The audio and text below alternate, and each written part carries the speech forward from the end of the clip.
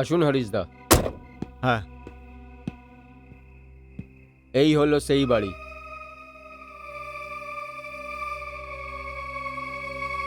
বাড়িটাকে তো খুব সুন্দরই লাগছে। হ্যাঁ, আসুন, এই বাংলোটা আপনার নিশ্চয়ই পছন্দ হবে। আচ্ছা। আপনার রিকোয়ারমেন্টটা আমি খেয়াল রেখেছি। হুম। আপনি একবার দেখলে বুঝতে পারবেন। কি হলো? না কিছু না। চলুন। হ্যাঁ,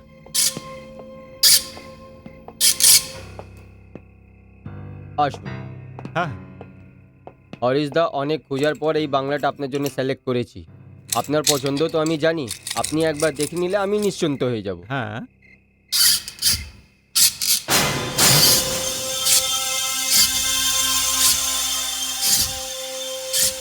এটা আপনার নিশ্চয়ই পছন্দ হবে। ভেতরে চলুন। হ্যাঁ, চলুন। হুম।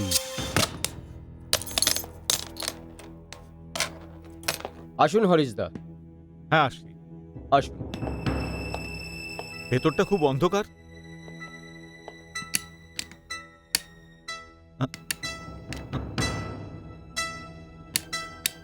আহ, হ্যাঁ, হরিশদা, আপনি এখানে দাঁড়ান। আমি মেলটা চেক করে দেখছি কি হয়েছে। ঠিক আছে, আসছি। ঠিক আছে।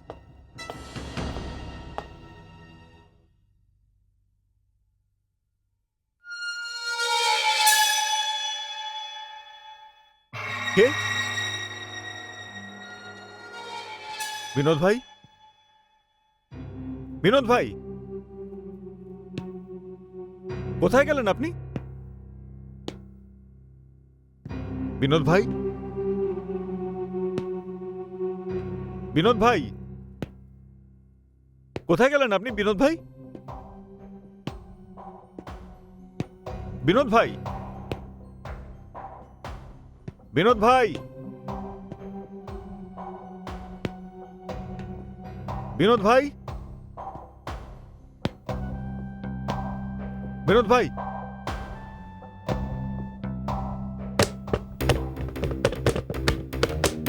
হ্যাঁ?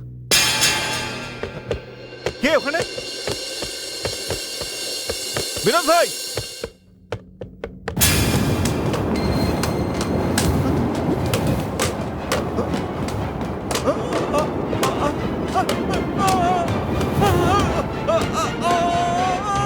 বাঁচাও! বাঁচাও! বাঁচাও! বাঁচাও আমাকে! না, না, না, না, না, না।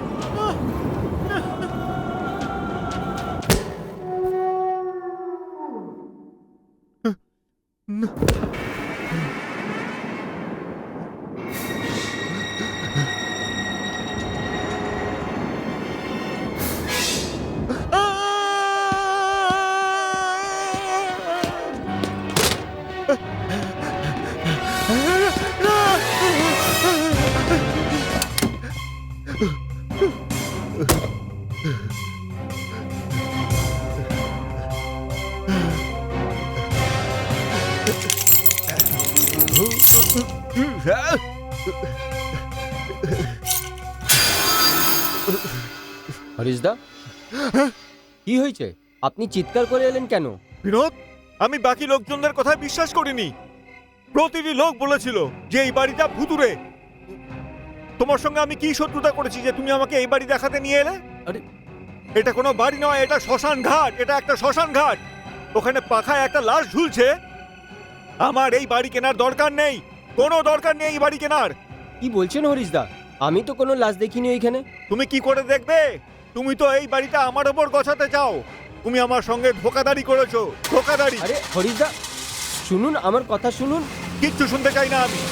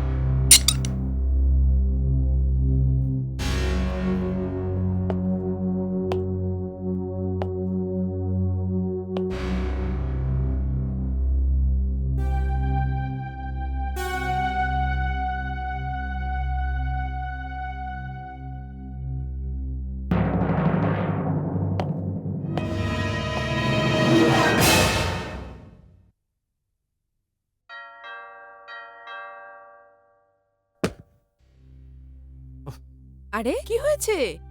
কি আর হবে, আজও বাড়িটা ফাইনাল হলো না। যে দেখতে এসেছিল সে ভূতের বাড়ি বলে পালিয়ে গেল। রেশমাই 3 নম্বর কাস্টমার ছিল। কিন্তু একটা কথা আমি বুঝতে পারছি না, যেই এই বাড়িটা দেখতে আসে সেই বলে যে উপরের ঘরে ফ্যান থেকে একটা লাশ ঝুলছে, কিন্তু কিন্তু আমি তো কিছু দেখতে পাই না। আরে ওই বাড়িটার কথা ছাড়ো তো। কি করে ছাড়ি বলো? তুমি তো জানো রেশমা, পুনমে এক মা আছে, দুটো ছোট ছোট ভাই আছে, আর ওদের আর্থিক অবস্থা খুবই খারাপ। এই বাড়িটা বিক্রি হয়ে গেলে ওদের কিছু সাহায্য হতো। দেখুন, পুনমের মৃত্যু হয়ে গেছে, কিন্তু ওর মৃত্যু সম্পর্কে আমরা এটা জানতে পারিনি যে এটা একটা দুর্ঘটনা ছিল না আত্মহত্যা ছিল। কিন্তু অবাক কাণ্ড এটাই যে ওর মৃত্যু ওই বাড়িতে হয়নি, অন্য একটা জায়গায় হয়েছিল। তাহলে মানুষ ওই বাড়িটাকে ভুতুড়ে কেন বলছে? এর উত্তর পেতে হলে হ্যাঁ? তোমায় পুনমের জীবন সম্পর্কে জানতে হবে। এর উত্তর পেতে হলে তোমায় পুনমের জীবন সম্পর্কে জানতে হবে। হ্যাঁ? এই আওয়াজটা কার ছিল?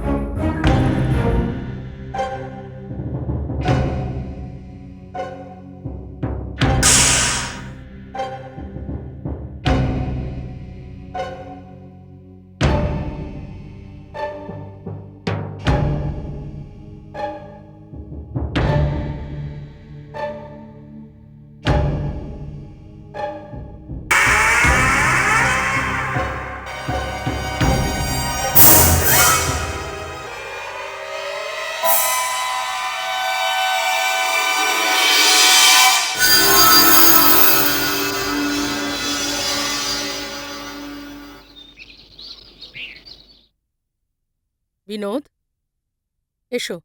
আমি তোমারই অপেক্ষায় ছিলাম। নমস্কার। নমস্কার। বসো। Thank you. বাড়ির ব্যাপারে কিছু হলো? না নির্মলা ম্যাডাম, আমি তো আমার তরফ থেকে পুরো চেষ্টা করছি। যেই বাড়িটা দেখতে আসে সেই ভয় করে পালিয়ে যায়। সবাই একটাই কথা বলে যে ওই বাড়িতে ফ্যান থেকে নাকি একটা লাশ ঝুলে বেড়াচ্ছে। ব্যাস, ওইখানেই সব শেষ হয়ে যায়। তুমি কি ওখানে কোনো লাশ দেখতে পেয়েছো? হুম, আমি তো এখানে কিছু দেখতে পাই না। আসলে কিছু লোক চায় না আমরা ওই বাড়িটা বিক্রি করি। হয়তো ওরাই এসব ষড়যন্ত্র করে বেড়াচ্ছে। কিন্তু নির্মলা ম্যাডাম, কারা এরকম করতে পারে? আর কে? ওই যে রামপ্রকাশ আচারিয়ার দুজন ছেলে, সুনীল আর অনিল।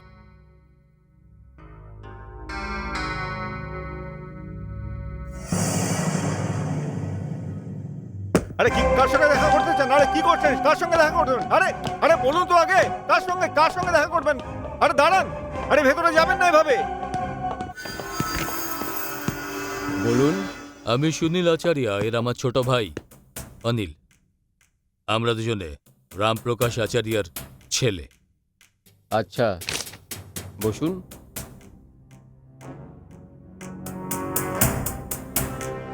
আমি এখানে বসতে আসিনি। আমরা শুধু তোমায় এইটুকু বোঝাতে এসেছি যে তুমি যে ঘরটা বিক্রি করানোর পেছনে পড়েছো, ওই ঘরটা আমার বাবা রাম প্রকাশ আচার্যার। আজ্ঞে না, আসলে ওই বাড়িটা রামপ্রকাশ আচারিয়া পুনমে নামে কিনেছিলেন। আর পুনম মারা যাওয়ার 1 মাস আগে ওর মায়ের নামে মানে নির্মলা দেবীর নামে লিখে দিয়ে গেছে। আজ ওই বাড়ির মালকিন নির্মলা দেবী।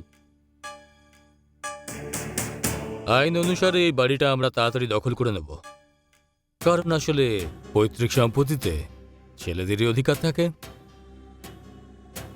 আমার মনে হয় আপনি আইনেভাবে হেরে যাবেন। আমরা হারি বা জিতি, কিন্তু তুমি এই ডিল থেকে হাত পিছিয়ে নাও। এই ব্যাপারটা থেকে সরে যাও, না হলে না হলে না হলে মিস্টার বিনোদ, এর পরিণাম ভালো হবে না। I see. এখন বুঝলাম বাড়িটা কেন বিক্রি হচ্ছে না। আপনারা দুজন বাধা দিচ্ছেন। দেখো, ঝামেলায় পড়া থেকে ভালো হবে তুমি আমাদের কথাটা শুনে নাও আর আমাদের রাস্তা থেকে সরে যাও। এটা তো সম্ভব নয়। আর আপনারা যা করছেন সেটা আমি জেনে গেলাম। আর ভবিষ্যতে কিছু করতে চান, চেষ্টা করে দেখুন। ঠিক আছে বিনোদ, বোঝানো আমাদের কাজ ছিল। আপনি যদি না বোঝেন পছতাবেন। অনিল, চলো।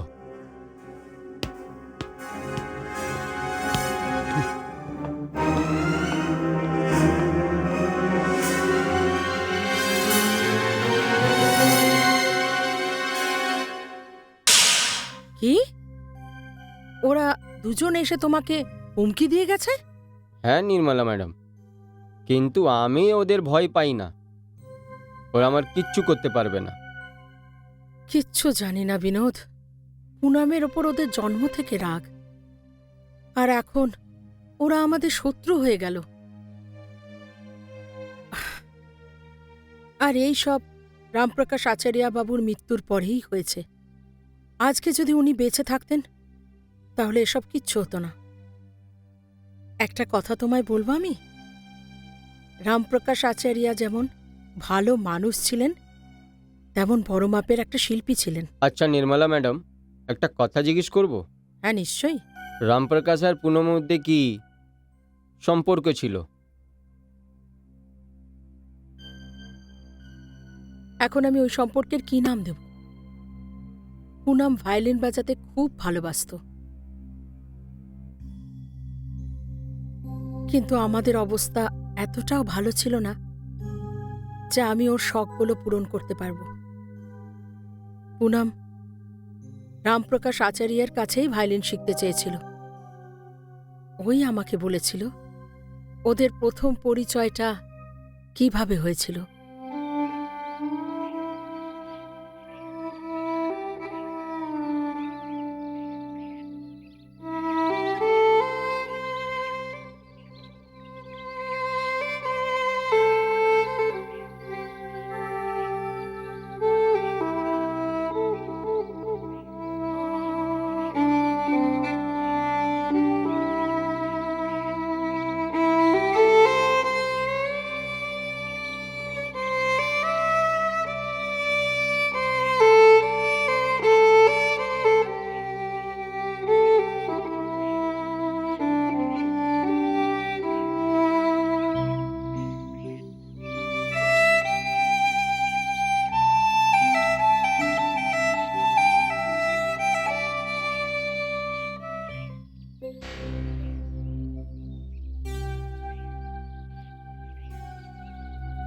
কে তুমি?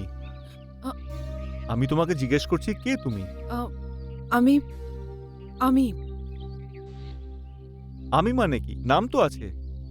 হ্যাঁ, পুনম নাম আমার।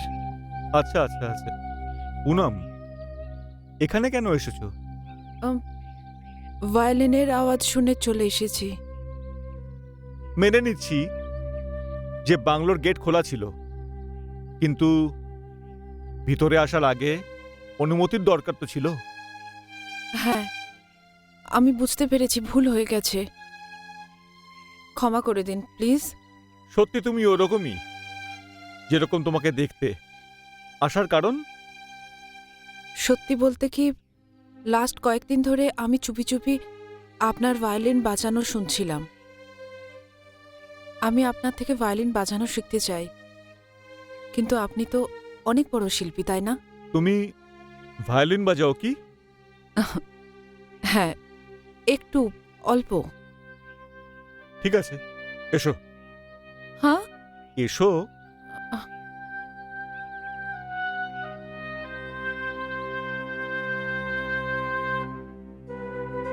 আপনি বসুন, আমি আসছি। Thank you.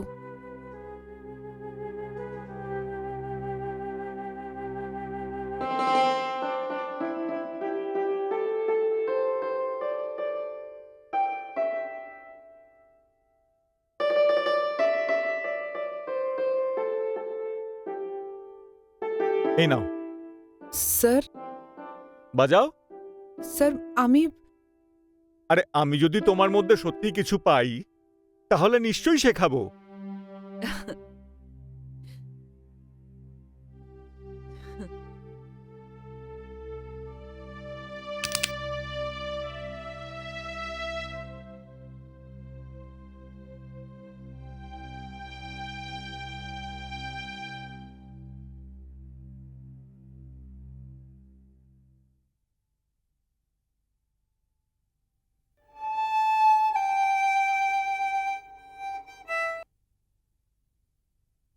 ঘাবড়িও না, ধীরে।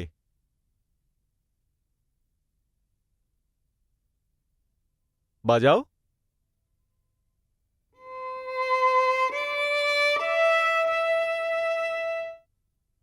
आराम से आराम से।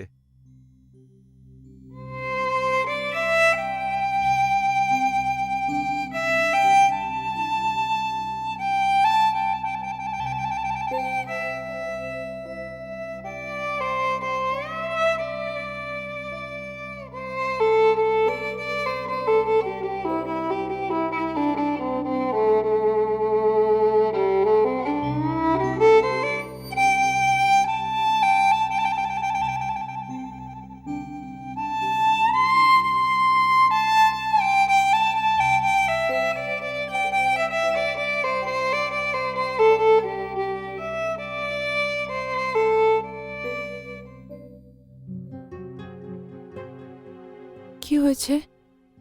আপনার পছন্দ হয়নি? আমি এটাই ভাবছিলাম যে তুমি ভায়োলিন বাজানো শিখতে এসেছো নাকি শেখাতে। স্যার, পুনম তুমি জানো, এর মানে আপনি আমাকে ভায়োলিন বাজানো শেখাবেন? নিশ্চয়ই।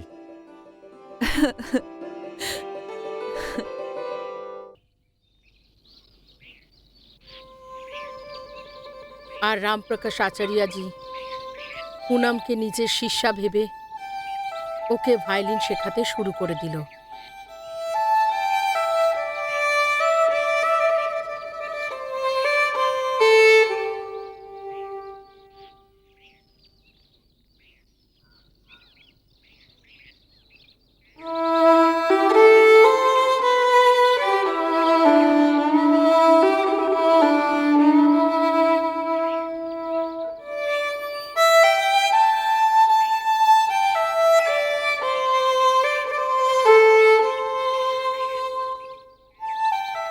পুনম খুব ভালো ভায়োলিন বাজাতে লাগলো।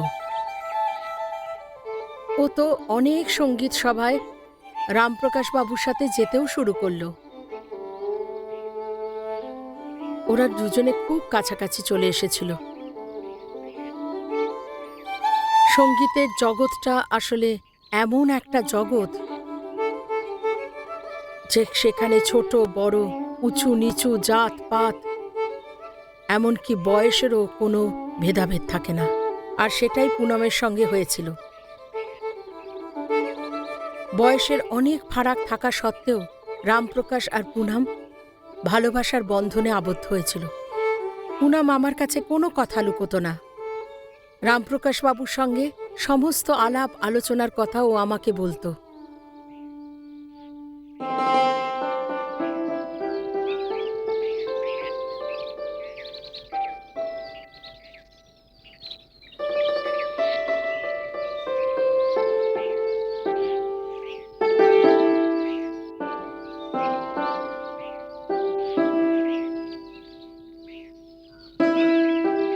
আজ আপনাকে খুব চুপচাপ লাগছে। কি ব্যাপার? পুনম, তুমি জানো যে তোমার আর আমার বয়সের কতটা পার্থক্য? জিজ্ঞেস করতে পারি যে সঙ্গীতের মাত্রা গোনার পরিবর্তে আপনি আজ বয়সের হিসাব কেন করছেন? খুব প্রয়োজনীয় এটা পুনম। তুমি ঝড়ের মতো আমার জীবনে এসেছো। তোমার ভেতরের শিল্পী আমাকে নিজের দিকে এভাবে টেনেছে যে আমার ইচ্ছাকে আমি দমন করতে পারিনি। আর এই নেশার ঘোরে আমি বয়ে চলে গেছি। আপনি তো শুধু শুধু নিজেকে দোষ দিচ্ছেন। আমি একজন দৃঢ় মনোভাবা সম্পন্না।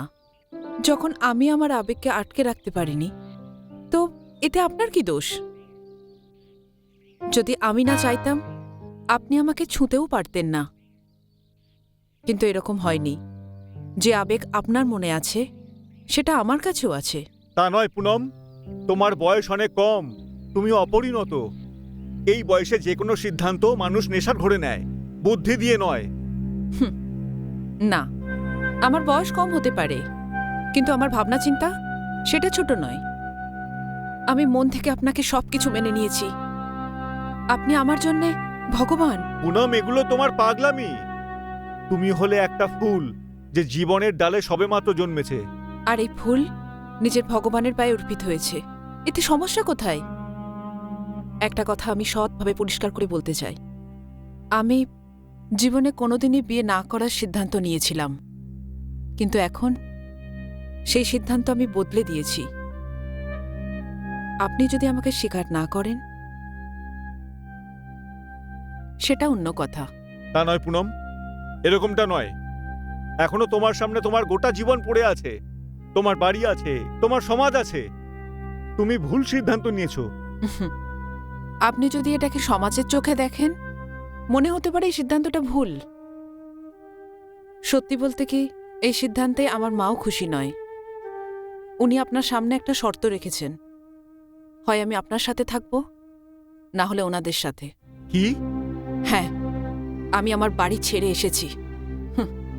কিন্তু আপনি চিন্তা করবেন না, আমি আপনার উপর বোঝা হয়ে থাকব না। বোঝা?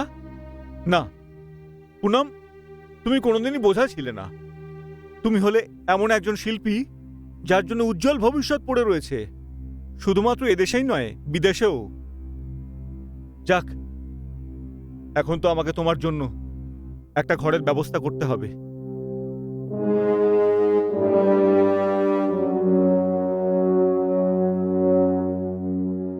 এটা হলো সেই ভায়োলিন যেটা রামপ্রকাশ বাবুর ওকে শেখাতে শেখাতে দিয়ে দিয়েছিল। আর ওই ঘরটাও, যেটা উনিই ওকে কিনে দিয়েছিলেন। যদি তুমি ধরো, তাহলে ওই বাড়ির ওপর আমার কোনো অধিকার নেই। কিন্তু কেন জানি না, নিজের মৃত্যুর 1 মাস আগে পুনাম ওই বাড়িটা আমার নামে করে দিয়েছিল। কিন্তু নির্মলাদি, একটা কথা বুঝতে পারিনি।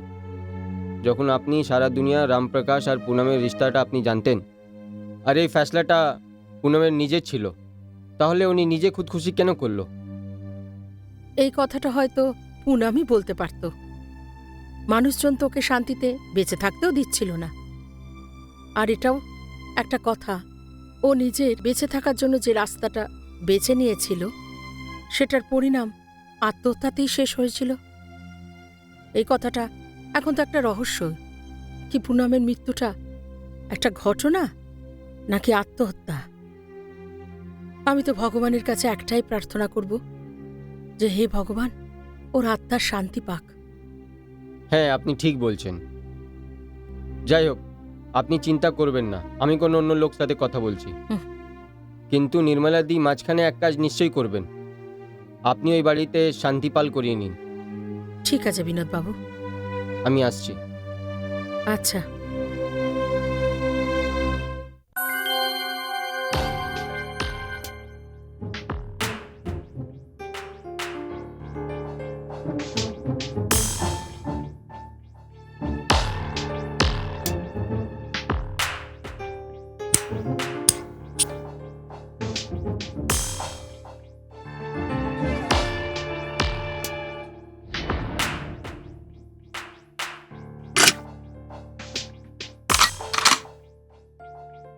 দেখলে দাদা, কিভাবে ও কথা বলছিল, ইডিয়েট এজেন্ট। হ্যাঁ, মনে হচ্ছে একটু বেশি তেল হয়ে গেছে মিস্টার বিনোদের। কথাবার্তাও এমন বলছে যেন বাড়িটা আমাদের বাবার না ওর। অনেক হয়েছে দাদা, এবার আমাদের কিছু না কিছু করতেই হবে। এবার ও ওই ঘরে তো পুজো টুজোও করাচ্ছে। ভাই, ও যা খুশি করে নিক, ওই বাড়িটাকেও হাসিল করতে পারবে না। আর ও যদিও নিজের অধিকার লঙ্ঘন করে, তাহলে ওর ঘরে শান্তি পাঠ করব, ওর আত্মার শান্তির জন্য।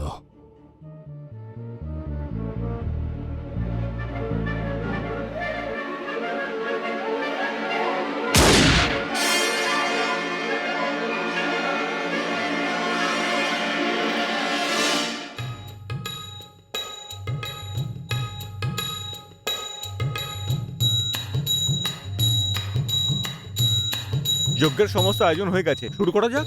নির্মলাদি, হ্যাঁ পুরোহিত মশাই।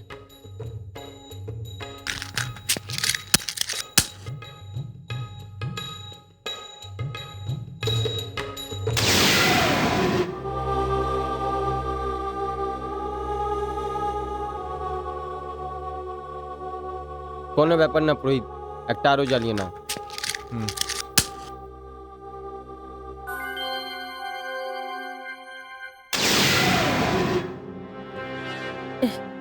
এসব কি অমঙ্গল হচ্ছে?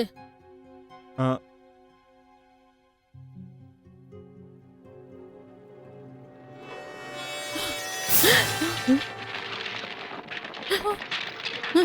এত তীব্র আগুন!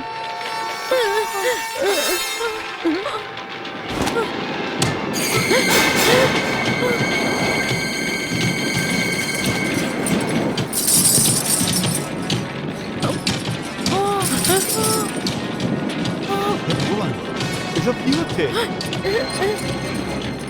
হ্যাঁ?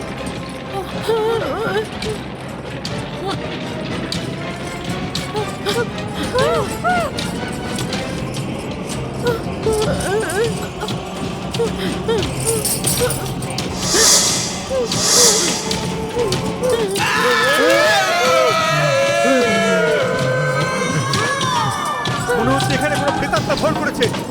আমি এখানে থাকতে চাই না, আমি এখানে থাকতে পারবো না, এখানে থাকতে পারবো না। না না না, পারবো না, আমি চললাম। আরে দাঁড়াও। পারবো না। না বিনোদ বাবু, আমিও আর এখানে থাকতে চাই না। চলো চলো শিগগিরই। নির্মলাদি, নির্মলাদি,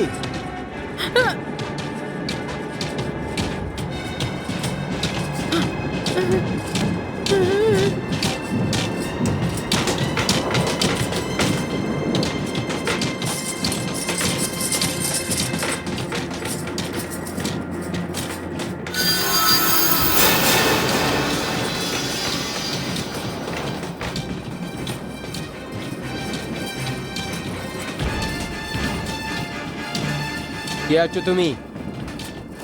কে আছো তুমি? আমি বলছি বন্ধ করো এইসব।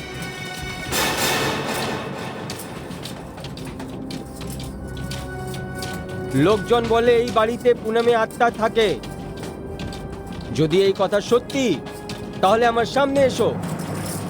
কি প্রবলেম আছে তোমার বাড়িদের লোকের সাথে? কি ক্ষতি করেছে তোমার? কিরম মেয়ে আছো তুমি?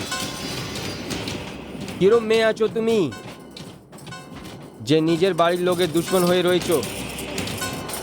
দেখো, এই বাড়িটা যদি বিক্রি না হয় না, তোমার মা আর তোমার দুটো ভাই না খেয়ে মরে যাবে, শান্তি দিয়ে রুটি খেতে পারবে না। আর যদি তুমি এটা বলতে চাইছো যে সদের মধ্যে আমার যদি নিজের স্বার্থ আছে, তো ভুল আছে। আমি এই সদা শুধু তোমার মা আর তোমার দুটো ভাইয়ের জন্য আমি এইটা সদা করছি, আমি নিজের কমিশনের জন্য নয়। আরে হ্যাঁ, একটা কথা আরো, আমি তোমার এই তুফান ভয় করব না। যদি কারোর মারার আছে আমাকে মেরো, আমাকে মেরো, আমি বলছি মারো আমাকে।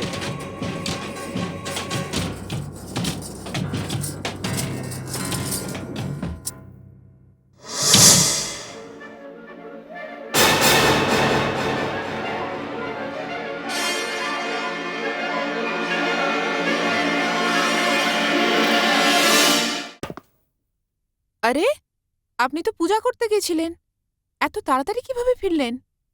শান্তিপাক ভঙ্গ হয়ে গেছে রেশমা। কি বলছেন আপনি? হ্যাঁ। কিভাবে?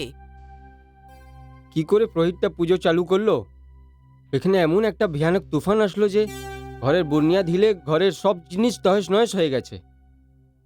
না রেশমা না, এরকম আতঙ্ক মহল আমি কোনোদিন দেখিনি। তারপর কি, পুরোহিত ভয় করে পালিয়ে গেল আর নির্মলা দি নিজের বাচ্চা নিয়ে চলে গেল। কিন্তু আমি বুঝতে পারলাম না যে ও কোনো প্রেত আত্মায় খেলছিল না কিছু অন্য। আমি তো ওকে ডাক দিলাম, যদি তুমি পুনমে আত্মা আছো আমার সামনে আসো। আর তারপরে ওইখানে আমি পর্দার পিছনে মহিলার আত্মা দেখলাম আমি। কিন্তু তারপর হঠাৎ ওই আত্মা চলে গেল। তারপর সব কিছু শান্ত হয়ে গেছে। দেখুন, এইসব শোনার পরে আমার তো সত্যি খুব ভয় করতে শুরু করেছে। এখন আপনি এখন এই ব্যাপারটা থেকে নিজেকে সরিয়ে নিন। যখন পুরোহিতজি আর নির্মলা দিদি ওখান থেকে পালিয়ে গেছেন, তখন আপনার ওখানে থাকার কি দরকার ছিল? আপনার যদি কিছু হয়ে যেত, আপনি ছাড়া আমার কে আছে? কিন্তু রেশমা তুমি... আর কোনো কিন্তু নয়, আপনাকে আমার দিব্যি রইল। আপনি এখন আর ওই বাড়িটার সম্পর্কে ভাববেন না। রেশমা, তুমি তো জানো এইসব আমি পুনম আর দুটো ছোট ভাইয়ের জন্য করছি। দেখুন, সাহায্য করা কোনো খারাপ ব্যাপার নয়, কিন্তু নিজের প্রাণ বাজি রেখে এরকম সাহায্যের কি দরকার? না না, আপনি আজকেই গিয়ে নির্মলাদিকে বলে দেবেন উনি যেন এই কাজ অন্য কাউকে দিয়ে করান। ঠিক আছে, আমি একবার নির্মলাজির সঙ্গে গিয়ে দেখা করবই। না বিনোদ, আমি তো এখন তোমাকে এটাই বলবো যে ওই বাড়ির ব্যাপারটা তুমিও ভুলে যাও। ওই বাড়িটার সাথে আমাদের আর কোনো সম্পর্ক নেই। আজ আমি ওখানে নিজের চোখে যেটা দেখলাম সেটা কি ছিল, সেই কথাটা শুধু ঈশ্বরই জানেন। লোক তো ঠিকই বলে, যার অকাল মৃত্যু হয় তার আত্মা এইভাবে ঘুরে বেড়ায়। আমরা তো কত চেষ্টা করলাম যে ওখানে একটা শান্তি সস্তান করার, সেটা কিছুতেই হতে দিল না। ওখানকার ভয়ানক দৃশ্য দেখে আমি সত্যিই ভয় পেয়ে গেছি। আমি ভুলে গেছিলাম। বিনোদ বাবু, আপনিও তো আপনার তরফ থেকে কত চেষ্টা করলেন। ভুলে যাও এই বাড়ির কথা, ভুলে যাও। আমি কিছুতেই চাইব না আমার একটা ভালো করার জন্য আপনার জীবনে কোনো অনিষ্ট হয়ে যাক। হয়তো আপনি ঠিকই বলছেন, কিন্তু একটা কথা আমি আপনাকে বলতে চাই, আপনি নিজেকে কখনো একা ভাববেন না। আমি আছি আপনার সাথে। সালাম স্যার। কেউ এসেছিল? না স্যার, আজকে অফিসে কেউ আসেনি। তাহলে তুমিও যাও। হ্যাঁ? আমি বললাম তুমিও যাও। হ্যাঁ স্যার, থ্যাংক ইউ।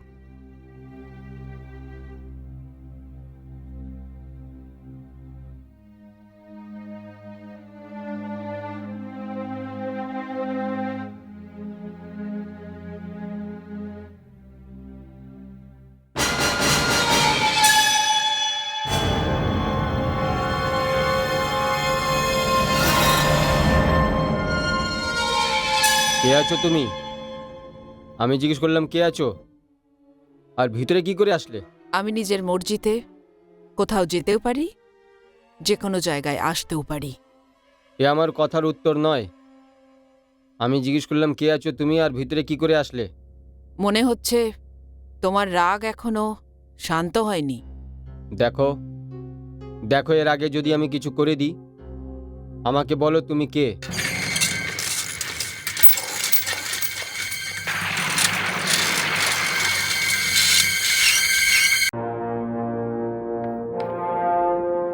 আমার নাম পুনম। পুনম? হ্যাঁ, বললাম না আমি হলাম পুনম।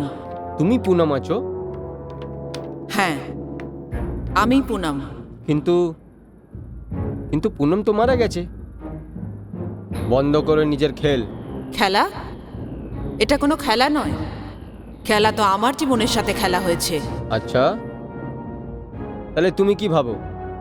এইভাবে আমার অফিসে চলে এসছো, তুমি নিজেকে পুনম বলবে আর আমি ভয় খেয়ে মাথা ঘুরে পড়ে যাব?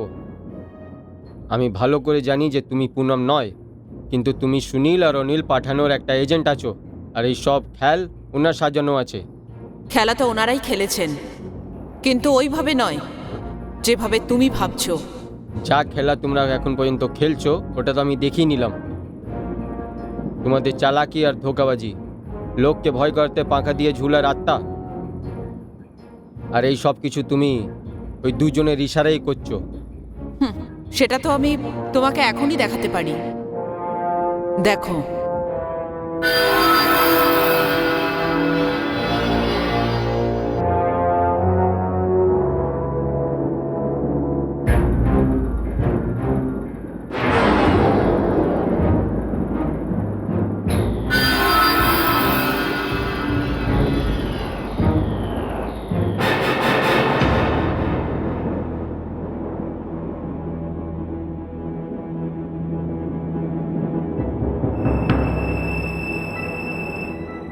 এই শুনো,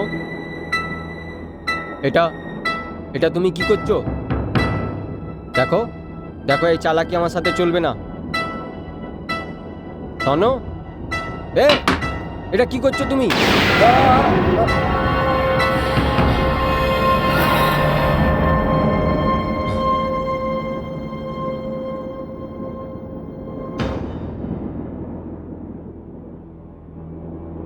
বিনোদ, হ্যাঁ?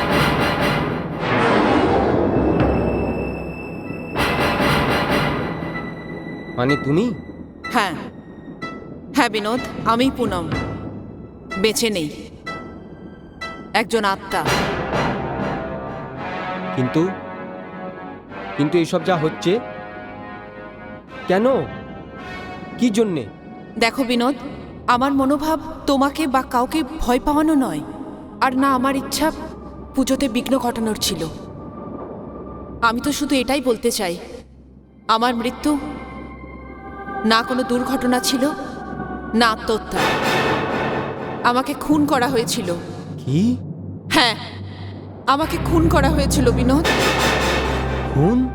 হ্যাঁ, আর আমি ঘুরছি বিচারের জন্য। তুমি আমাকে বিচার দিতে পারো বিনোদ, তোমায় আমাকে সাহায্য করতে হবে।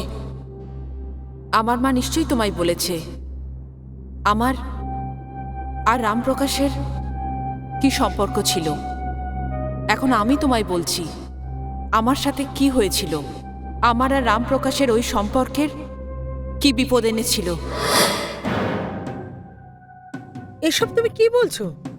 মা, যাকে আমরা শিষ্য আর গুরুর সম্পর্ক বলছিলাম না, সেটা এখন আর নেই। আরে মা, আমার কাছে খবর আছে যে ড্যাড পুনমকে একটা বাড়ি কিনে দিয়েছে। দেখো বাবা, এটা হতে পারে না। এই পুনম সে আগের পুনম আর নেই, বলে দিচ্ছি। ও এখন বিখ্যাত শিল্পী হয়ে গেছে। ও নিজে স্টেজে প্রোগ্রাম করে বেড়ায়, ও অনেক টাকা উপার্জন করে। ওর কি দরকার পড়েছে কারোর কাছ থেকে একটা বাড়ি নেবার? ব্যাস মা, তোমার এটাই খারাপ জিনিসে তুমি অন্য কারোর খারাপ দেখতেই পারো না। ড্যাড আর পুনমের সম্পর্কটা দুনিয়াতে সবাই জানতে পেরেছে। আরে মানুষ অনেক রকম কথা বলছে। পুনম বাড়ি ছেড়ে দিল আর ড্যাডি ওকে একেবারে বাড়ি কিনে দিল। দেখো বাবা, তোমার বাবা একজন খুব বড় মাপের শিল্পী। উনি এত ভালো একজন শিল্পী যে তার গুণ দ্বারা যে কেউ প্রভাবিত হতে পারে। আমাকে দেখো, আমার মধ্যে কিন্তু কোনো গুণ নেই, তাও তোমার বাবা আমাকে সম্মান দেখানোর জন্য, আমাকে ভালোবাসার জন্য কখনো কোনো খামতি রাখেননি। উনি তোমাদের বড় করার ব্যাপারেও কোনো খামতি রাখেননি। উনি শুধু তোমার বাবাই নয়, এই সমাজের একজন সম্মানীয় ব্যক্তি। আর এমন একটি ব্যক্তির ওপর তুমি আঙুল তুলে কথা বলছো, লাঞ্ছনা দিচ্ছ, এসব করা কি তোমার শোভা পায়? বাহ বাহ, তুমি কত সরল। আর তোমার এই সরলতায় তুমি নিজে তো ডুববে, সাথে আমাদেরও নিয়ে ডুববে। কিন্তু এখন এটা আর হবে না। এখন আমি আর চুপ করে থাকবো না। কি করবে তুমি? আমি যাই করি, কিন্তু তুমি চুপ করে থাকবে, তুমি কিচ্ছু বলবে না। কারণ তুমি যদি কিছু বলো বা তুমি যদি কিছু করো তাহলে আমার থেকে খারাপ কেউ হবে না। আসি।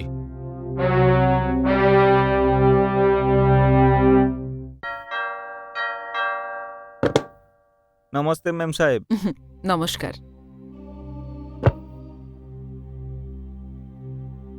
আচ্ছা, সবাই কোথায়? সাহেব তো তার সঙ্গীত রুমে আছে, মেম সাহেব ওনার নিজের ঘরে আছে। আপনি বললে আমি ডেকে দিচ্ছি। না না, তুমি আশাদিকে বলো যে আমি এসেছি। আমি পণ্ডিতজির সঙ্গে দেখা করে খুব ভালো আসছি। কথা। দাঁড়ান, তুমি যাও ওখান থেকে।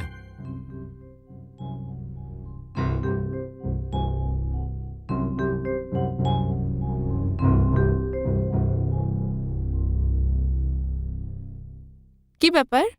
একটা বাড়িতে তো কবজা করে রেখেছো, এখন এই বাড়িটাকেও কবজা করতে চাইছো? এটা আপনি কি বলছেন? আমি যেটা বলছি সত্যি বলছি। আজকের পরে তুমি এই বাড়িতে আর আসবে না। সুনীল, এসব কি হচ্ছে? ড্যাড, এখানে কিচ্ছু হচ্ছে না। যা কিছু হচ্ছে তোমাদের মধ্যে হচ্ছে। আরে যা কিছুই হচ্ছে না ড্যাড, আমাদের সেগুলোকে ঠিক করতে হবে। এ আর এই বাড়িতে আসবে না। আর ভালো এটাই হবে যে তুমি একে নিজেই বলে দাও যে এখান থেকে চলে যেতে। আর এই বাড়িতে যেন ফিরে না আসে। এই বাড়িটা আমার, আমি এই বাড়ির মালিক। আমি সিদ্ধান্ত নেব যে এই বাড়িতে কে পা রাখবে আর কে পা রাখবে না। না বাবা, এবার এই ফয়সলাটা তুমি না, আমরা করব। তুই কেমন নির্লজ্জ মহিলা রে! তোর কারণে এই ঘরে মহাভারত তৈরি হচ্ছে, আর তুই এখন এখানে দাঁড়িয়ে আছিস? আরে যা যা। বিমলা, তুই এই ঘরে শুধু একটা চাকরানি। তোর যেটা করার সেটাই কর। যা এখান থেকে। আরে ম্যাম সাহেব, আপনার যাকে এই বাড়ি থেকে বের করে দেবার কথা তাকে তো আপনি কিছুই বলছেন না, শুধু আমাকে বকছেন। আমি যেটা বলেছি এই ঘরের ভালোর জন্য বলেছি। বিমলা, এই ঘরের ভালো মন্দের দিকে আমার যথেষ্ট খেয়াল আছে। তুই গিয়ে চুপচাপ নিজের কাজ কর। যা এখান থেকে। তুমি এখান থেকে যাবে কি না? কিন্তু ও না পুনম, পুনম এখান থেকে যাবে না। ও আমাদের অতিথি, আমি ওকে ডিনারে ডেকেছি। না পণ্ডিতজি, আমার এখানে থাকাটা উচিত হবে না। আমাকে এখান থেকে যেতে দিন। পুনম, পুনম আমার কথা শোনো।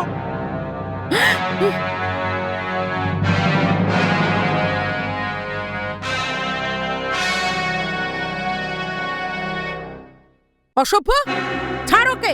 মা, তোমাকে বলেছিলাম তুমি কিচ্ছু বলবে না, চুপ করে থাকো। না, আমি চুপ করে থাকবো না। ওকে ছাড় বলছি আমি।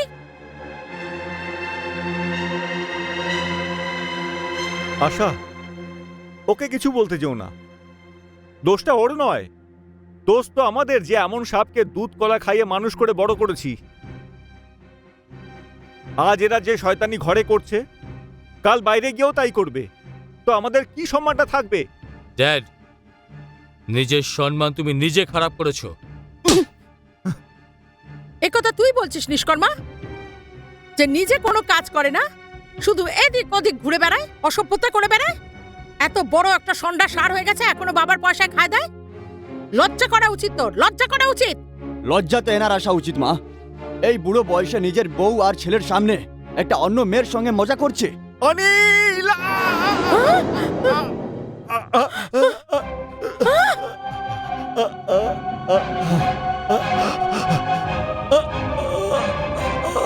আরে আরে, কি হয়েছে তোমার? আরে তোরা দাঁড়িয়ে দাঁড়িয়ে কি দেখছিস? তাড়াতাড়ি যা, ডাক্তার ডেকে নিয়ে আয় একটা। যা, তাড়াতাড়ি যা। তোমার কিচ্ছু হবে না, তোমার কিচ্ছু হবে না, কিচ্ছু হবে না তোমার। এইদিকে দেখো, এদিকে দেখো, তোমার কিচ্ছু হবে না।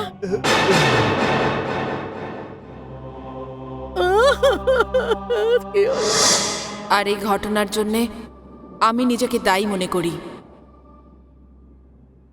পুনম, যা কিছু হয়েছে শুনে আমাকে খুব দুঃখ হলো, কিন্তু এটা জেনে তো আরও দুঃখ হলো কি আচার্যদের ঘরের কাজের মেয়ে এত অবহেলা আর বদতমিজ ছিল।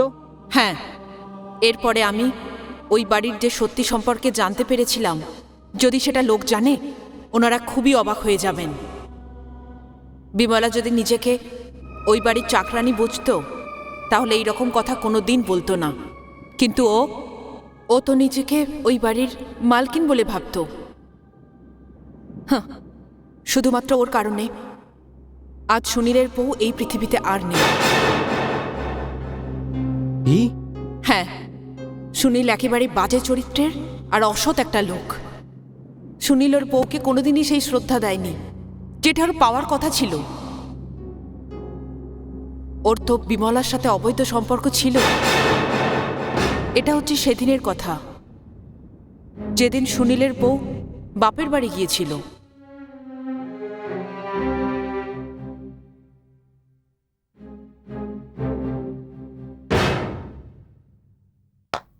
সাহেব, হুম, দুধ। রেখে দাও। আরে এত তাড়াতাড়ি কোথায় যাচ্ছ? ছাড়ুন না, এটা আপনি কি করছেন? কেউ দেখে নেবে। আরে তুই আবার কবে থেকে ভয় পেলি? জ্যোতি তো গেছে বাপের বাড়ি।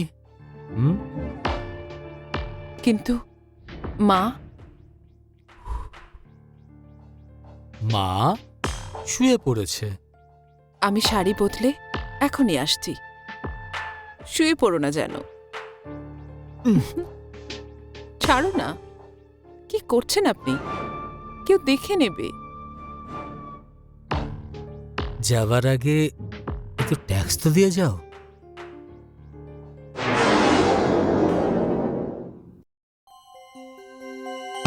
বিমলা!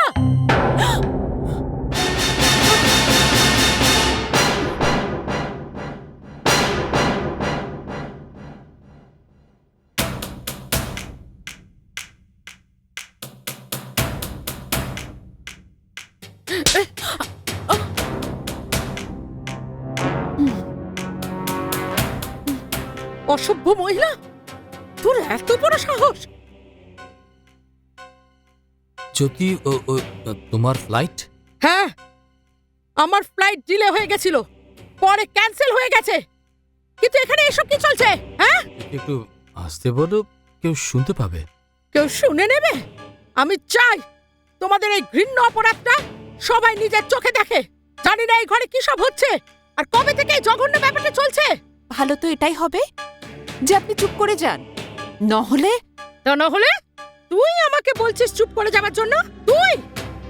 আমি এক্ষুনি গিয়ে বাবাকে বলবো আর তোকে তোর জায়গাটা দেখিয়ে দেব। আমি এক্ষুনি বলছি বাবাকে, আমি এক্ষুনি বলবো বাবাকে। শোনো, জ্যোতি, তুমি কিছু বলবে না। তুমি এই, কিচ্ছু ছেড়ে বলবে দাও, না। চুপ, ছেড়ে দাও, ছেড়ে দাও। চুপ করো, চুপ করো, তুমি চুপ করো। তুমি কিচ্ছু বলবে না কাউকে। আমি আমার হাত ততক্ষণ সরাবো না। তুমি শুতে পেয়েছো? তুমি কিচ্ছু বলবে না, চুপ করবে, তুমি চুপ করবে।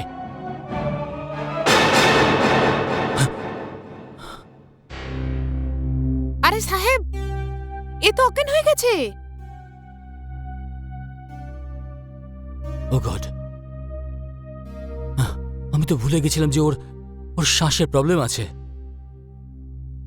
জ্যোতি, জ্যোতি, জ্যোতি! আরে সাহেব, এ তো মরে গেছে। আপনি একে মেরে দিলেন? না না, আমি তোর মুখ বন্ধ করেছিলাম যাতে ও কিছু না বলে। আমি কি করে জানবো ওর শ্বাস বন্ধ হয়ে যাবে?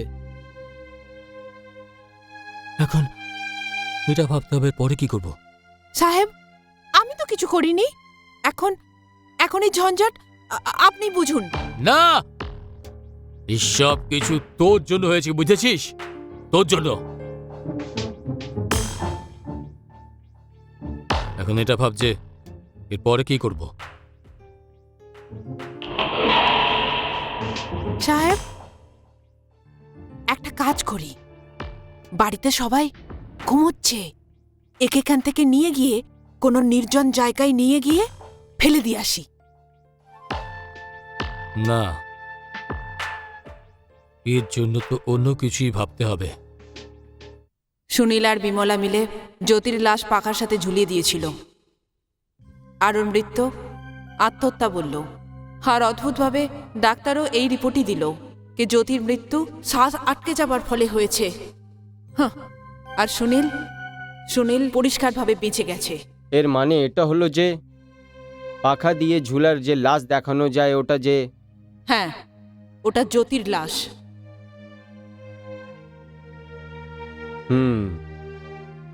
কিন্তু পুনম, তুমি এটা বলো যে তোমার সাথে কি হলো?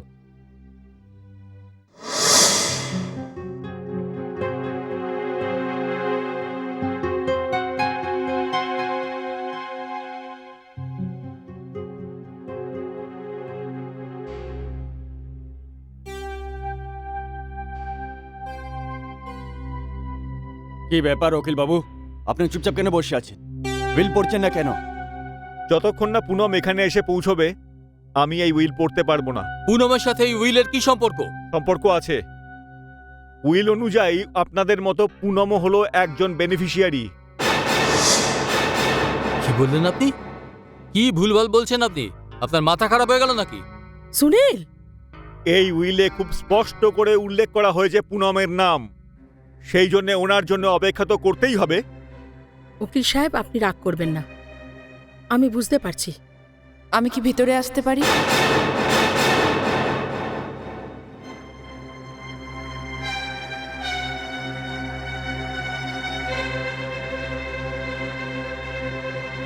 এসো পুনম।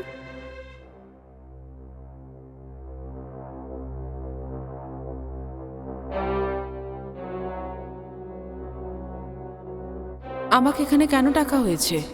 দেখুন পুনম দেবী, রামপ্রকাশজি আমাকে দিয়ে উইল লিখিয়েছিলেন, আর সেই উইল অনুসারে ওনার সম্পত্তিতে আপনারও অংশ আছে। কিন্তু উকিল বাবু, আমার এখান থেকে কিছুই চাই আরে না। বন্ধ করো তোমার নাটক। এটা কোনো নাটক নয়। কিন্তু তুমি এই কথা বুঝতে পারবে না। দেখুন, তর্ক করে কোনো কিছু লাভ নেই। ভালো এটাই হবে যে আপনি এই উইলটাকে ভালো করে শুনুন এবং তারপর আমাকে কাজ করতে দিন। এই সম্পত্তিকে উনি সমান 4 ভাগে ভাগ করেছেন। একটা অংশ উনি ওনার ধর্মপত্নী আশা দেবীর নামে লিখেছেন, দুটো অংশ উনি ওনার 2 ছেলে সুনীল এবং অনিলের নামে করেছেন, আর চতুর্থ অংশ মিস পুনমের নামে লেখা আছে।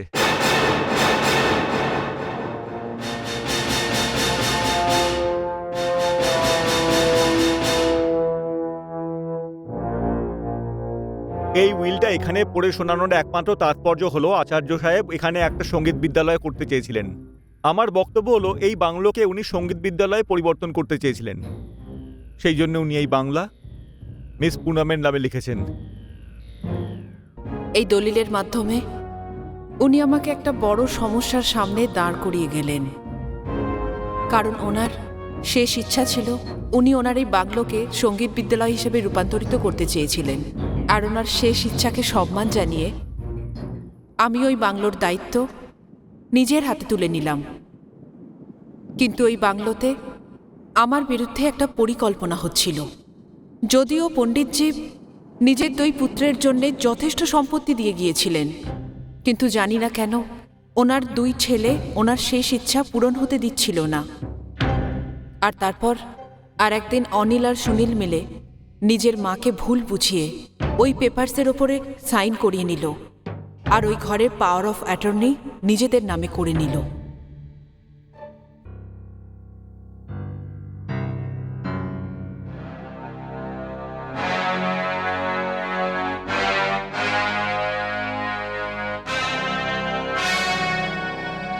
আপনারা কি ব্যাপার? পুনম, আমরা আপনার কাছে ক্ষমা চাইতে এসেছি। ক্ষমা? ক্ষমা কি ব্যাপারে? যেই ভুলগুলো আমরা তোমার সঙ্গে করেছি তার জন্য। যে অসম্মান করেছি আপনাকে তার জন্য। তোমায় অপমানিত করেছি, জানি না কত কিছু ব্লেম লাগিয়েছি আপনার উপরে। দেখুন, তোমরা দুজনা যা কিছু করেছো সেটা স্বাভাবিক ছিল, সেখানে আমারও ভুল ছিল। কিন্তু যে ধরনের ব্যবহার তোমরা পণ্ডিতজির সাথে করেছো সেটা আমি কোনোদিন ভুলব না। আর তার জন্যে পণ্ডিতজির আত্মা কোনোদিন তোমাদের ক্ষমা করবে না। দেখুন পুনম ম্যাডাম, আমরা যা করেছি তার জন্য অনুতপ্ত আর প্রায়শ্চিত্ত করতে চাই। যদি আপনি আমাদের ক্ষমা করে দেন তাহলে ড্যাডির আত্মাও হয়তো আমাদের ক্ষমা করবে। যদি সত্যিই তোমাদের মনে আফসোস হয় আর তোমরা এই কারণে এসেছো, তাহলে বুঝবো তোমরা ওই মহান মানুষের ছেলে যে আমার জন্য জীবনে সব কিছু ছিল। যাও, আমি তোমাদের ক্ষমা করে দিয়েছি, আর ভগবানও তোমাদের ক্ষমা করবেন। পুনম ম্যাডাম, আপনি সত্যিই মহান। আমরা তো শুনেছিলাম যে শিল্পীরা মহান হয়, কিন্তু এক মহান শিল্পীর ছেলে হয়েও আমরা সেই কথাটা বুঝতে পারলাম না। আপনি আমাদের ক্ষমা করে আমাদের উপর দিয়ে একটা খুব বড় বোঝা হালকা করলেন। বেশ, এবার আমাদেরও এটাই ইচ্ছে যে বাবার সঙ্গীত বিদ্যালয়ের কাজ তাড়াতাড়ি শুরু হয়ে যাক। মাও এটাই চাইছে। পুনমজি, কালকে রাতে আমাদের বাংলোতে পুজোর ব্যবস্থা করছি। মায়ের ইচ্ছে আছে যে তুমি অবশ্যই আসবে। এই জন্য আপনার কাছে অনুরোধ জানাতে এসেছি। আমি আসব, নিশ্চয়ই আসব। কালকে রাত্রিবেলা ভুলে যেও না। না, আমি কিছুতেই ভুলব না। আমি নিশ্চয়ই আসব। নমস্কার। নমস্কার।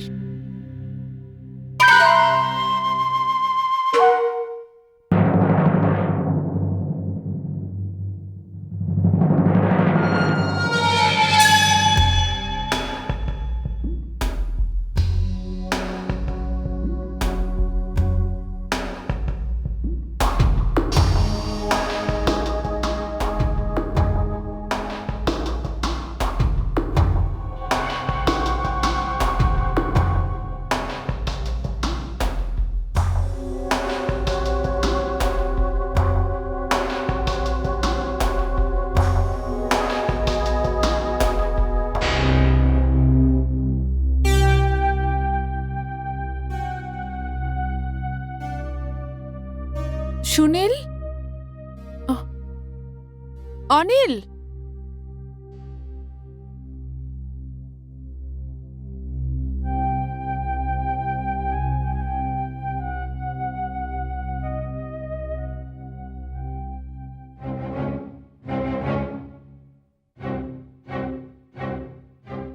এসো পুনম, এসো।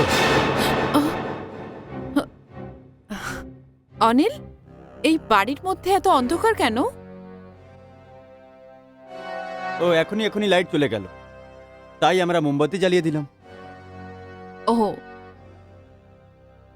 আপনারা বলেছিলেন বাড়িতে পূজা আছে, কিন্তু এখানে নাহি কোনো পুরোহিত আছে আর না পূজার কোনো সামগ্রী।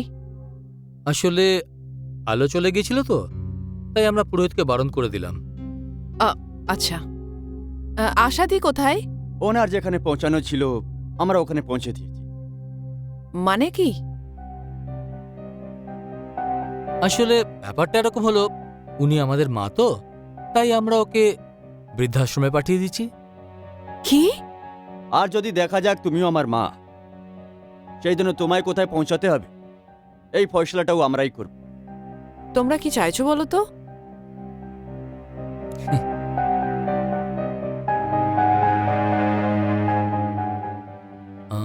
পুনম, ওই যে আমরা কালকে মাফটাপ চাইতে এসেছিলাম না, ওটা আসলে একটা বাহানা ছিল যে তুমি চুপচাপ এখানে চলে এসো। আর না এখানে তোমায় কেউ আসতে দেখেছে, আর নাই যাওয়ার সময় দেখবে। পুনম, এই সময় তো তুমি জীবনের কিছু শেষ পর্যায়ে এসে গেছো। কি বলছেন? মানে আমি তোমাকে বোঝাচ্ছি। তুমি কি ভেবেছিলে যে মরার আগে আমাদের বাবা যে ভুল করে গেছিল সেটাকে আমরা মেনে নেব, আমরা স্বীকার করব? এই সম্পত্তি আমাদের ছিল আর আমাদেরই থাকবে, কিন্তু এটা ততক্ষণ সম্ভব না যতক্ষণ তুমি বেঁচে আছো। কি উল্টোপাল্টা কথা বলছো তোমরা? আমার রাস্তা থেকে সরো। কোথায় পালিয়ে যাচ্ছ পুনম? আমরা তো তোমার জন্য দারুণ একটা ব্যবস্থা করেছি। আমরা তো তোমাকে খুবই সুন্দর আর খুব শান্তির মৃত্যু দিতে যাচ্ছি। ছাড়ো আমার রাস্তা। তাড়াতাড়ি কি আছে? ছাড়ো। আরে দাঁড়াও। ছাড়ো আমার রাস্তা। দেখো, আমার রাস্তা ছেড়ে দাও, না হলে কিন্তু আমি চেঁচাবো। একদম নয়। ছাড়ো। দেখো নয়, একদম। সুনীল, ছাড়ো, ছাড়ো আমাকে, ছাড়ো। আহ! আহ! আহ! মেরে ফেল। মরতে মর। সবকিছু আমাদের। তুই কেউ নোস, তুই কেউ নোস।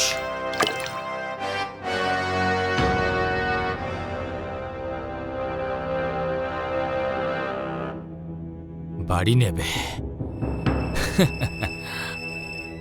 আমাদের বাড়ি নেবে।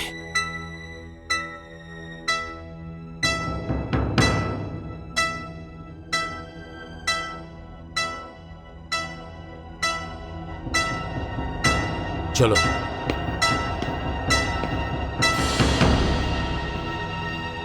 এরপরে কিছু লোক আমার লাশ ঝিলের মধ্যে পেল। কিছু লোক সেটাকে আত্মহত্যা বলল, কেউ বলল দুর্ঘটনা। এই লোকজন তো খুব খতরনাক আছে পুনম।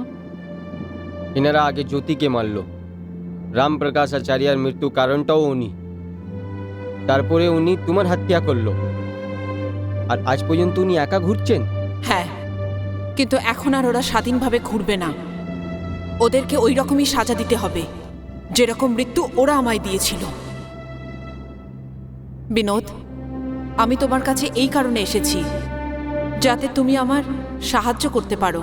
পুনম, আমি তোমার সব দিক থেকে হেল্প করার জন্য রেডি। যদি তুমি চাও তো আমি আজকে গিয়ে পুলিশ স্টেশনে ওনার রিপোর্ট করছি।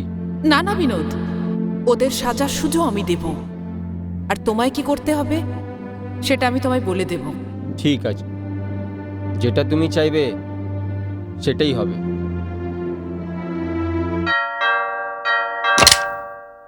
হ্যাঁ, নমস্কার সাহেব, এই রেজিস্টার্ড লেটারটা সুনীল আচার্যের নামে আমি। আছে।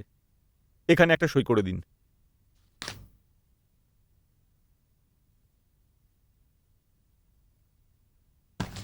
Thank you.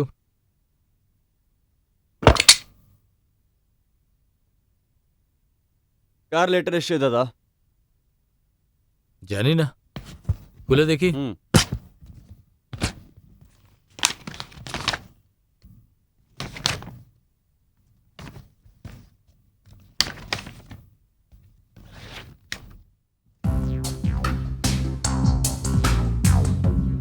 এটা তো পুনর্মে, পুনমের?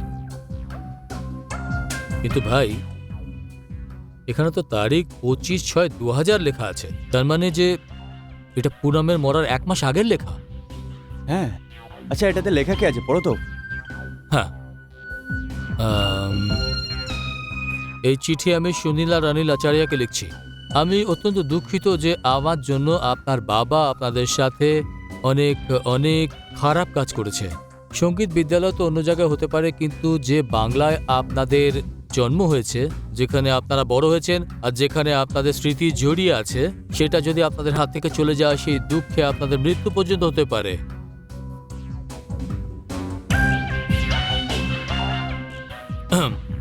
আমি এটা বুঝতে পেরেছি, আর আমি ভীষণ লজ্জিত হয়েছি। এই বাংলাটা যেটা আমার নামে ছিল সেটা এই এগ্রিমেন্টের মাধ্যমে আপনাদের ফিরিয়ে দিচ্ছি। ভাই দেখ, একটা এগ্রিমেন্টের মাধ্যমে আপনাদের দুজনকে ফেরত দিচ্ছি। আশা করি আপনারা এটাকে স্বীকার করবেন আর আমাকে আমার ভুলের জন্য মাফ করে দেবেন।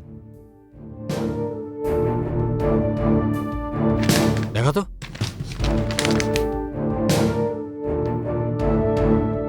আরে ভাই, আমরা তো পুনমকে বুঝতে ভুল করে ফেললাম। হ্যাঁ দাদা, আমরা তো অকারণে ওকে মেরে ফেললাম।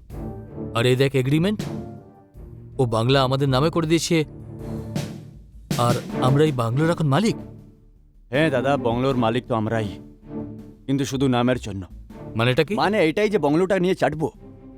দেখো, একটা কাজ করি, এই বংলোটাকে বিক্রি করে যে টাকাটা আসবে সেটা দিয়ে বিজনেস করি।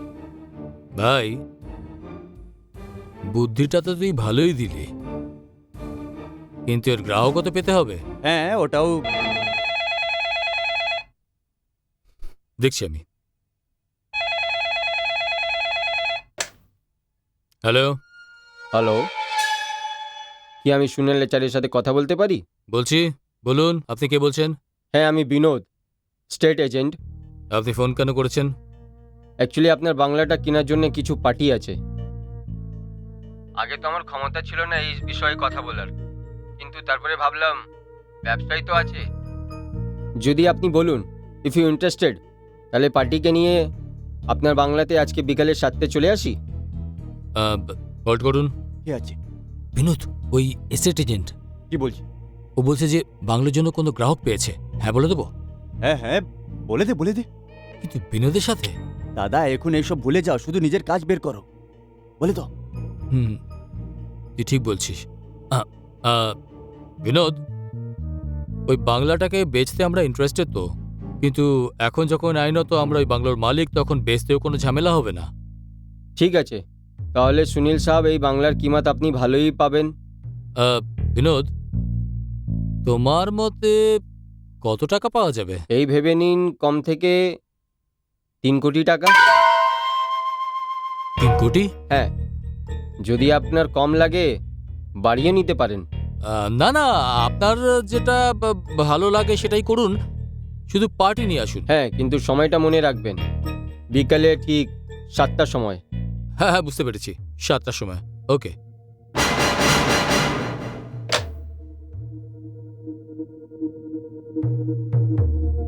এটা তো অদ্ভুত ব্যাপার, এখনই বাংলোটা আমাদের নামে হলো আর আমরা গ্রাহকও পেয়ে গেলাম। অদ্ভুত ব্যাপার। দাদা মনে হচ্ছে আমাদের দিন বদলে গেছে। ঠিক আছে, 7টার সময় রেডি থাকবি, ঠিক আছে? হ্যাঁ দাদা। আমিও যাব আপনাদের সাথে। তুমি কি করবে গিয়ে? দাদা এনাকে সঙ্গে নিয়ে নাও, মহিলার সঙ্গে থাকলে ভালো ইমপ্রেশন পড়ে। ঠিক আছে।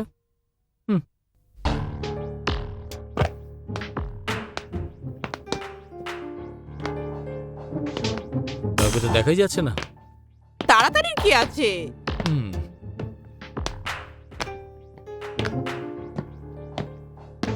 ওয়েলকাম ওয়েলকাম মিস্টার সুনীল, আমি আপনারই অপেক্ষা করছিলাম। দাদা কমাল আছে, আপনি সময়ের ঠিক উচিত জানেন। এ আপনার দাদা অনিল, এনার সাথে দেখা হয়েছে। Nice to see you. Same ইয়ার। কিন্তু এ বিমলা। ওকে ওকে, আপনার বউ। আহ, আহ, আমার মনে হচ্ছে ওরা চলে এসছে। আপনারা বসুন, I just come a second, excuse me. দাদা কম হোক বা বেশি, এই ঘরের ডিল করেই নাও। এমনিতেও খুব আনলাকি আমাদের জন্য। কিন্তু আগে দেখে তো নেই পার্টি কি বলছে। হুম।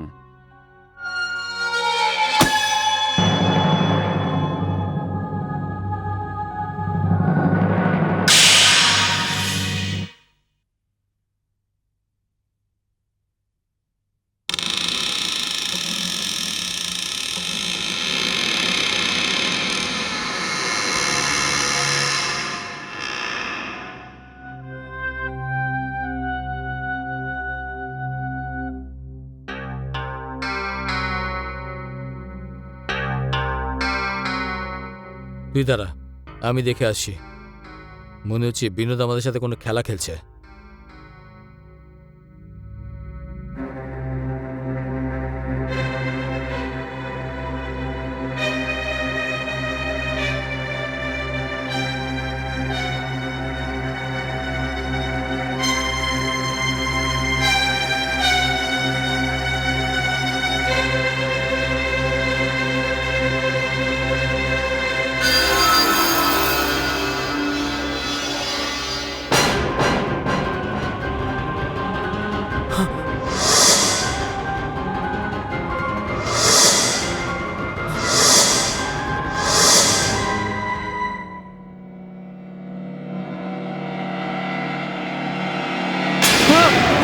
দাদা সুনীল, কি হলো? কি হয়েছে?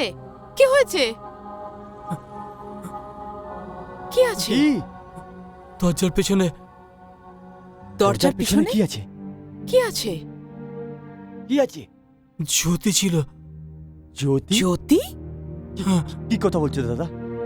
এটা কি করে পসিবল? ইম্পসিবল। এক মিনিট, তুমি এখানেই থাকো, আমি দেখছি। Anil, be careful. না,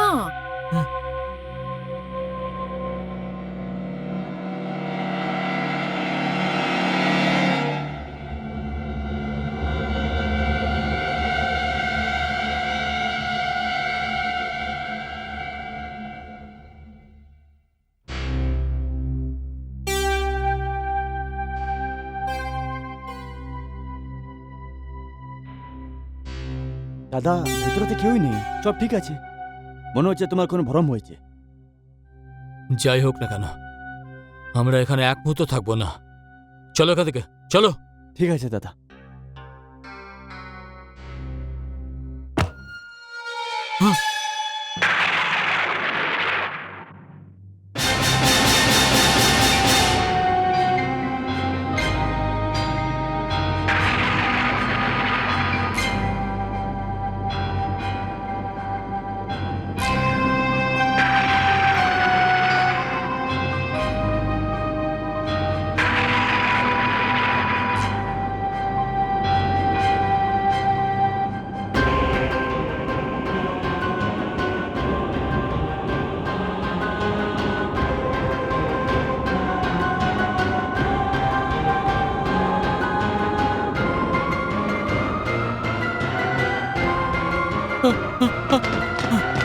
চলো চলো।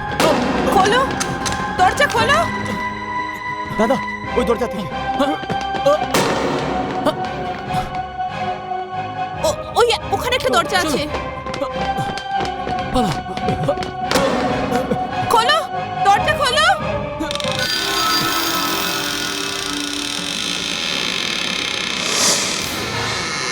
ওই দেখো, চলো। চলো চলো, বন্ধ করো।